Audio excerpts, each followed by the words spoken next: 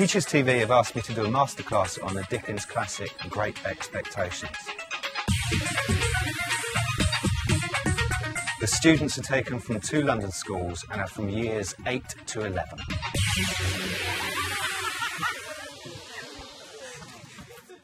This book, Great Expectations by Charles Dickens, it's an all-time classic. The author has been dead for over 100 years, where in the 21st century it was written in the 19th. Why would anybody want to read it? It's 440 pages long and the print's really small. And that's the question that we're going to answer today. Why would anybody in the 21st century want to read this? Imagine you're 4 years of age. Your name is Philip Pirrip. You're 4. I'm going to count you into 3. Say your name. 1, 2, 3. Philip Pirrip. Philip Pirrip. Philip's a difficult thing for a young child to say. Say it like a 4-year-old would say it. I can count you in again. 1, 2, 3. Philip Pirrip. Nearer, Kay, nearer. There's a lot of P's going on. A 4-year-old. And I know, I used to be a 4-year-old called Philip. Can't actually pronounce the 2 syllables, and they would say that their name, if asked, was Pip. Say it. Pip. Pip. Now we first meet Pip. Pip, who is the main character, in a graveyard, and poor old Pip is staring at the graves, and he's only 8, of his mummy and his daddy, and loads of his brothers who have all died.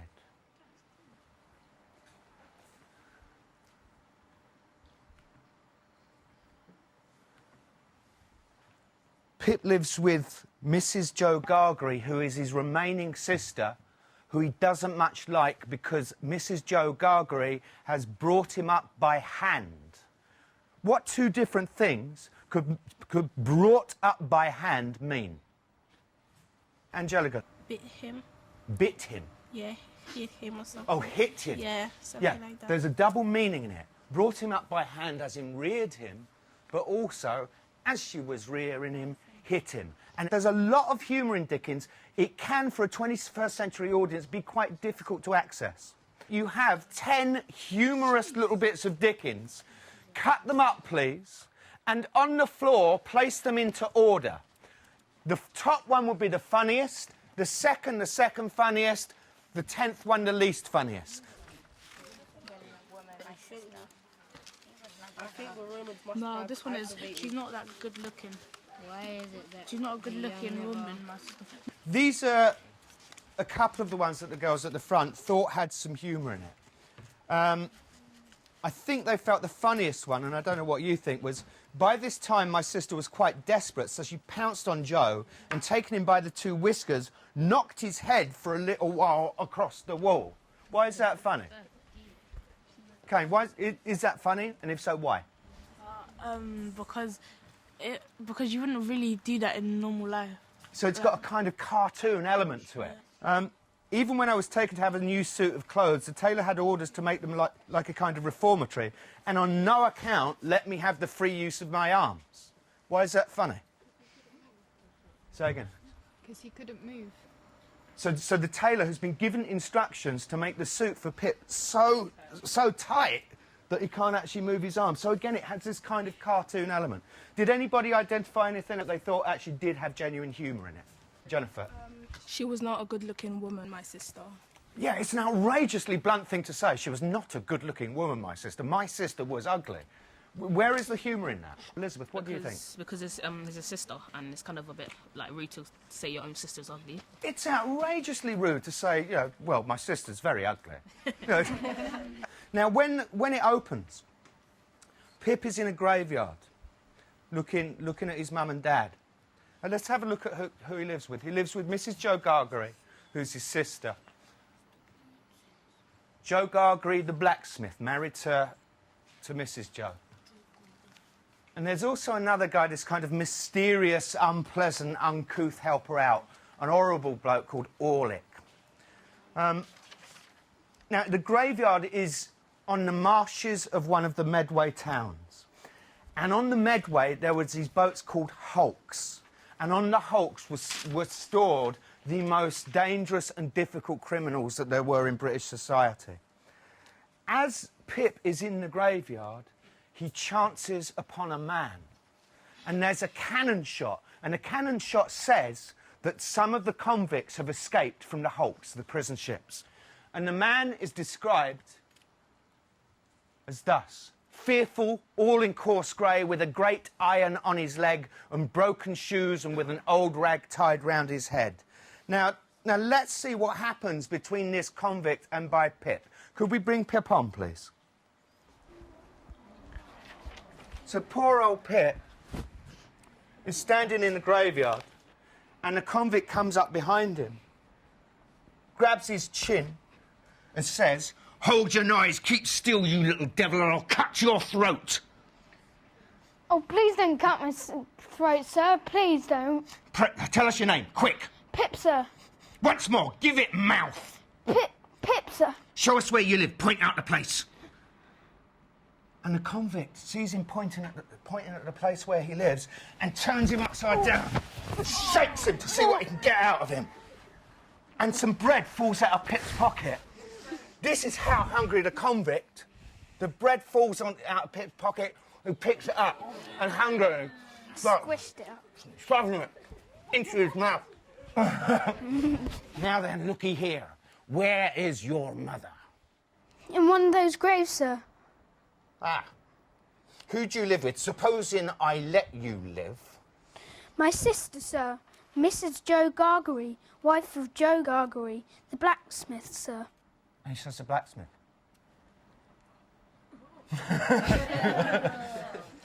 What's the convict got on his legs? Irons. What's he thinking when he hears blacksmith? Irons good. Yeah, you can get the irons off. And he turns Pip round and he pushes him down a bit. He says, "Now looky here. The question of whether you'll be allowed to live here or not, I haven't decided. You know what a file is? Yes, sir. And you know what whittles is? Yes, sir. Whittles is food and drink." He says, "Well, you go off and you get me some files and some whittles, or I will have your heart and your liver out." Yes, sir. Poor old Pip runs off home, absolutely, desperately frightened. Now, this convict makes reference to another convict that he's escaped with. And that convict, do we think he's a nice man?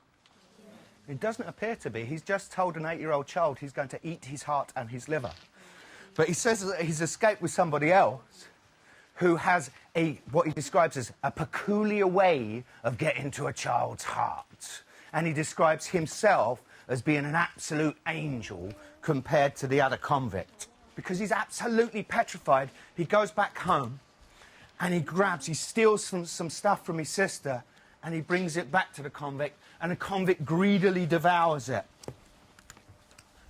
And this is crucial. The convict files off his irons, and he never, ever forgets what Pip did for him.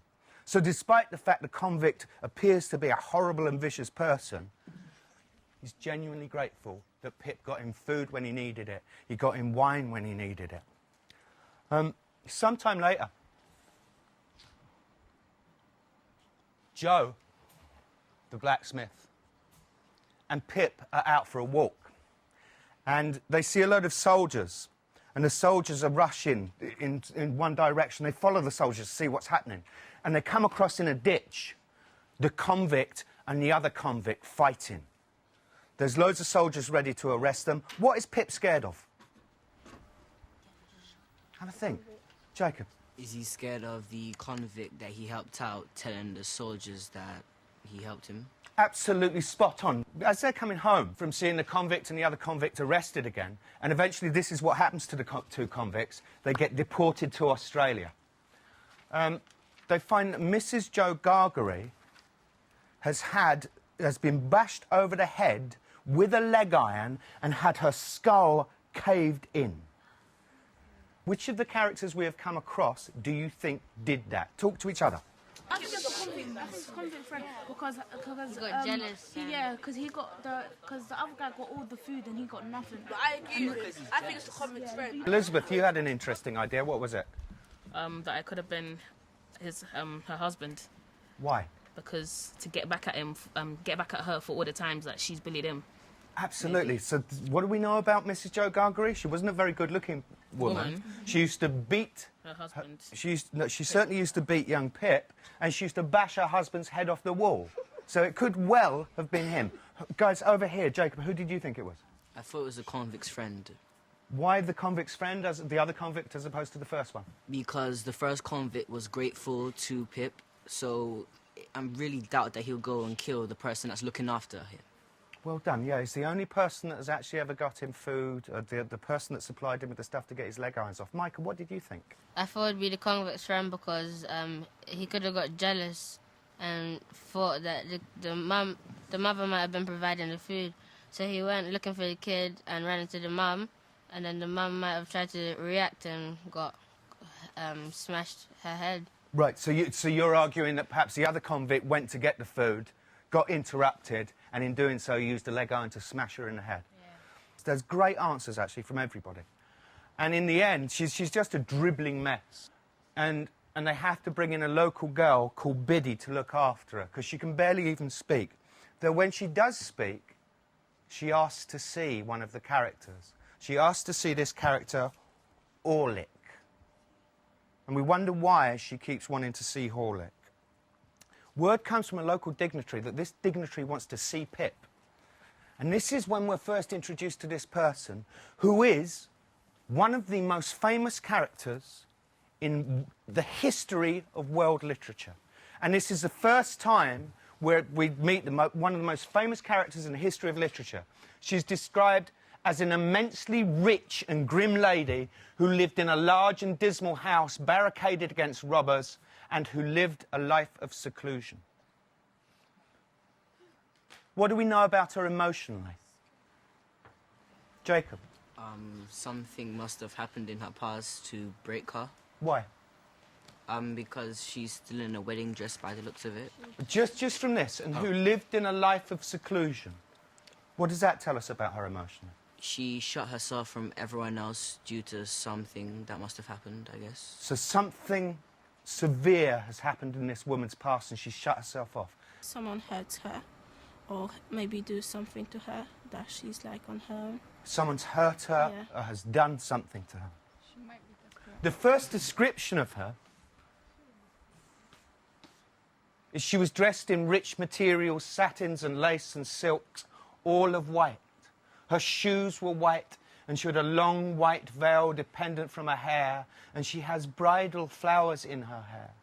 Can you come up with a story of what you think happened to this lady? Anton, do you have a theory as to what happened to this lady, Miss Havisham? Yeah, I think she was going to get married to someone that she had loved, and maybe he had just got married and divorced her for her money because she was dressed really rich and stuff. So I think she shut herself off from everyone. And she can't let go. Fantastic answer. Jennifer and Mercy at the back. She was going to get married, and then her boyfriend ditched her at the altar, and so she has never really gotten over it. Did she get married? She was going to get married, but then her boyfriend ditched her at the altar. At the altar? Yeah. Did he turn up or not? No. Just didn't turn up. Elizabeth, what were you going to say at the front? That most probably she was waiting for her husband as she was getting married, and maybe she found out that something happened to him and he's died, and she's been upset since then. So. Why is she still in her wedding dress? Because she wants to remember the day that happened. Why does she want to remember it? It's a horrible day. Why does she want to remember it? Because she loved her boyfriend or something. She loved the man that she was going to get married. Yeah. Shakaya, do you have an idea? She could be mourning something, like her husband could have died or something. And we'll go to Anastasia.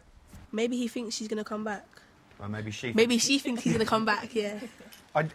The answer I liked is she's definitely in some state of mourning.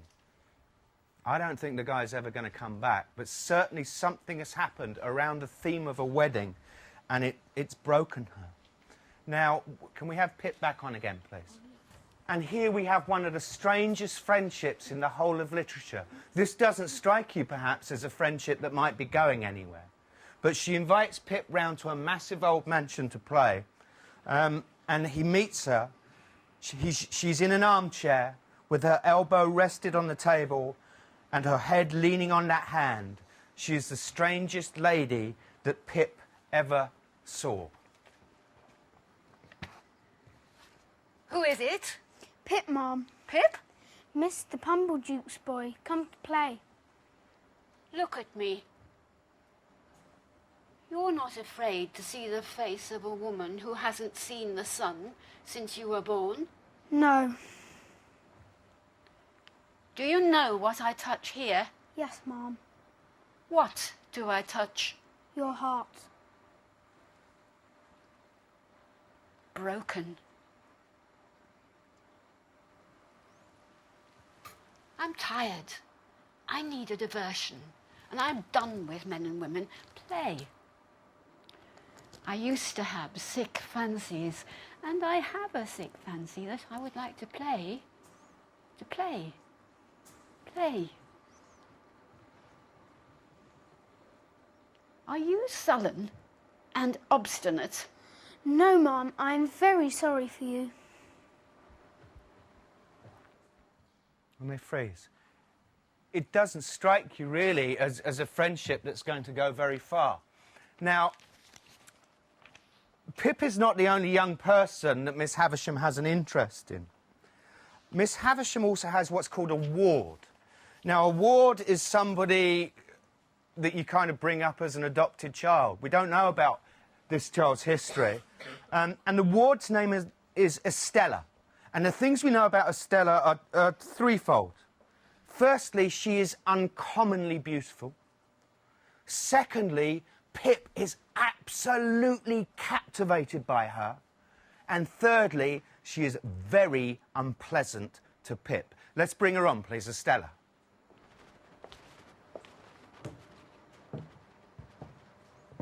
And they begin to play cards. You say nothing of her, yet she says very hard things of you. You say nothing of her. What do you think of her? Don't like to say. Tell it in my ear. I think she's very proud. Anything else? I think she's very pretty. Anything else? I think she's very insulting, and I think I should like to go home now. You don't want to see her again, even although she is so pretty? So Pip has completely fallen for Estella, who's really unpleasant to him. And he keeps going back to the blacksmiths and coming back to Miss Havisham's, and she shows him to this strange room in which is a table and a wedding cake. So the days have worn away, have they? Yes, Mom. Today is... There. I don't want to know. This is where I shall be laid when I am dead. And they will come and look at me. What is that? Where the cobwebs are? I can't guess, Mom. It is a great cake. A bride cake. Mine. Come. Walk me.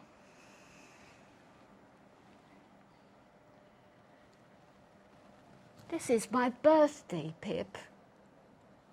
Though I don't like it to be spoken of. On this day, many years ago, before you were born, they brought this heap of stuff here. And it and I wore away together. The mice gnawed on it, and teeth sharper than those of mice gnawed on me. And when the ruin is complete, and when they lay me dead in my bride's dress on the bride's table, this shall be the finished curse upon him. So much better when it is done on this day. This woman keeps two rooms, on one of which is a table with her bridal feast, and it's not been moved since the day that the guy never turned up. And she intends, when she dies, to be laid upon the table in her bride's dress. And she says it will be the finished curse upon him. Who is him? Micah. I think it was the husband. The potential husband. She wants to curse the husband that didn't turn up. Now, Pip goes to Miss Havisham's house quite often, and on one of the times, he encounters in the stables this pale young man. And the pale young man comes out and says, "Would you like a fight?" In a really cheery, quiet way. Pip is a blacksmith's kid. He's been working in a forge, so he goes, "Yes, I will have a fight with you, pale young man." And he knocks him out straight away. The pale young man gets up and he knocks him out again. The pale young man gets up again and goes, "I'm winning. I must be winning." And his eyes are out there and he's drooling blood, and Pip knocks him out again. And he gets up again, and poor old Pip's feeling really guilty. He doesn't want to hit him, and in the end they agree that the pale young man won the fight despite getting knocked out 8 separate times. Eventually, Pip receives a word from this really posh London solicitor called Mr. Jaggers. Mr. Jaggers says that there's somebody, and that it's in the contract, it mustn't be revealed who that somebody is, would like to make him a gentleman, would like to move him up to London and give him a stupendous amount of money every year to live on. Who do you think is providing the money? The convict that Pip helped. OK. Why? Because he said that he was always grateful. The convict was always grateful, so he could be the mystery benefactor. Where is the convict now? Do we know? No. He's in Australia. He's been in prison. Micah? I think maybe that it was a convict as well. And when he killed the mum, he took all the money. And then he remembered that he had to repay the little boy. It's a fantastic answer. Really imaginative as well. Anybody think it's somebody else? Elizabeth at the front. Who do you... I was thinking his dead sister, maybe. Because she could have had money left and then written a will that all the money could go to him. She's a blacksmith's wife. How much money do you think a blacksmith's wife's got? Don't know. Do you think it might be guilt money for giving him so many licks? Who do you think it might be, Jadil? Miss Havisham. And why? Because I believe that Miss Havisham wants Pip and Estella to be together. So. Why would she want that? Since Pip is a low-class person and Estella is an adopted rich girl, I thought that he would become a gentleman to be with Estella. So you think that Miss Havisham has decided to make Pip into a gentleman so that he can marry her adopted daughter and be similar? That's exactly what Pip thinks. In fact, that's exactly what all the readers of the book will think, that the mysterious benefactor, like Pip, is Miss Havisham. And that Miss Havisham does, indeed, want him and Estella to be together in the end. However, there are problems. What is Estella like? Anton at the front. Horrible. Absolutely horrible. She's an absolute monster. Let's see what Pip thinks about what he thinks Miss Havisham intends. She had adopted Estella. She had as good as adopted me, and it could not fail to be her intention to bring us together. She reserved it for me to restore the desolate house, admit the sunshine into the dark rooms. In short, do all the shining deeds of the young knight of romance and marry the princess. So Pip thinks that she wants to transform Pip into the shining knight to marry the princess. What does Estella look like? Anton? I think that she's beautiful, but she's too old. Yeah, well, you're basing that on the two people on stage. There wasn't actually that great an age difference. What we know about Estella is she's beautiful. Pip is obsessed with her, but she is utterly vile. And we find out about Estella that she's this absolutely cold monster. You must know I have no heart. I have no softness there, no sympathy. Sentiment. I have no sympathy. I have no sentiment. It's all nonsense. This woman is incapable of love. She's completely cold. Who has made her like this? Who was thinking because she's lived with the woman, Miss Havisham, yeah. Yeah, that maybe because she knows she got rejected for her wedding and that, and she's still in her wedding dress and still upset about that. That she don't want to end up in that position. That's why she's how she is. So your argument is Miss Havisham doesn't want Estella to be put in the same position as her, and so she's bred her to be cold. Yeah. Anybody else got an opinion? Jennifer? I think that because Mrs. Havisham was ditched at the altar, she wants to use Estella to get revenge on men. Brilliant idea. Okay. She wants to use Estella to get revenge. Anton, what do you think? I think she wears the wedding dress because she's trying to like reenact it, and Pip's just helping her reenact it. It's an absolutely superb answer. This woman has something vengeful in her heart. She's created Estella, her adopted daughter, to be utterly cold for a reason. Let's see what Miss Havisham thinks. Love her. Love her. Love her. If she favours you, love her. If she wounds you, love her. If she tears your heart to pieces, and as it gets older and stronger, it will tear deeper, love her. Love her. Love her. Hear me, Pip. I adopted her to be loved. I bred her and educated her to be loved. I developed her into what she is, that she might be loved. Love her, love her. I'll tell you what real love is. It is blind devotion, unquestioning self-humiliation, utter submission, giving up your whole heart and soul to the smiter, as I did. So she's giving Pip a direct instruction. Love her. You must love her. I bred her to be loved. I educated her to be loved. And then she says what love is. Love is self-humiliation. Love is humiliating yourself. I want you, boy, who has never done anything to me, a blacksmith's son, to humiliate yourself. Is she a nice woman, Miss Havisham? No, she doesn't appear to be a nice woman. Now, what happens is that he does go up to London and he stumbles across somebody. Who do you think it is that he stumbles on? Jennifer. Mr. Joe Gargery.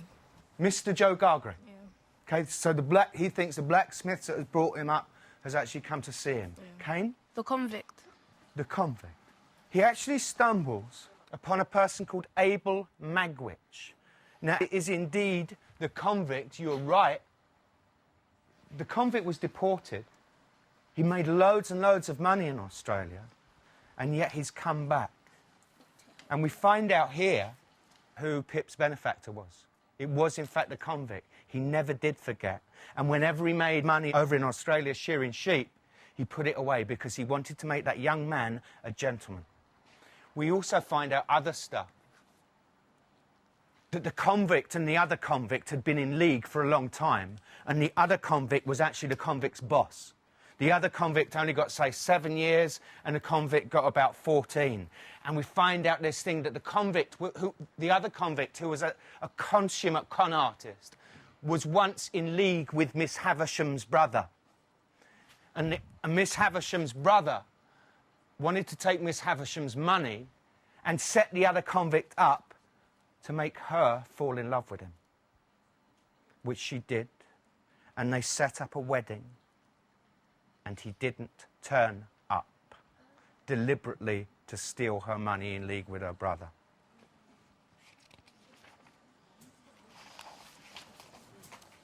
It turns out that Magwitch once had a relationship with the servant or the secretary of the hotshot lawyer, and it resulted in a child. And I'm coming to you, Anastasia. Who do you think that child was? Estella. Correct. Estella. There's a happy ending to this. What do you think the happy ending is? Right, Angelica, let's ask you. Estella and Pip gonna be together. Estella and Pip get together. Now, that's how it ends. That they meet again after many, many years. She's been married. She was in an abusive relationship. And they meet again at the end, and he says, we would never be parted. Why is that not a satisfactory conclusion? Why is that not really a very good happy ending? Is it because that's not what happens in reality and, like, not happy endings all the time? This book was unbelievably popular. It was the X factor of its day. Why would anybody want to read this in the 21st century? It plays like games with your head, in a way. Yes, it deliberately plays with games with the reader. Yeah. It tries to make you believe something is happening or somebody's responsible for something that they aren't. There's still people getting heartbroken, still children getting beaten up by their parents. So that's why I think it relates to children like us, because again, it's very universal. Anybody else? Yes, Anton at the front. I think it was an all-time classic because it kind of like brings the reader into the story. It makes you think about your life, how maybe if you could go out with people that are maybe richer than you, and you're not just poor, really rich. People could still be like the same, no matter rich or poor. That's an absolutely superb answer. And it's also it's a tale of a boy who went from being poor to being rich. And you know, we've all of us have got that dream. We've all got expectations. And so we go back to the very beginning. Why would anybody ever want to read this book? They'd read it because it has some of the greatest characters in the history of literature. They'd read it because the emotions of a broken heart are the same. And they'd read it because all of us have got dreams, and this is a story about one poor guy's dreams. I'll tell you what, you were absolutely brilliant. Thank you for that. You were superb, guys. Yeah, give yourselves a clap.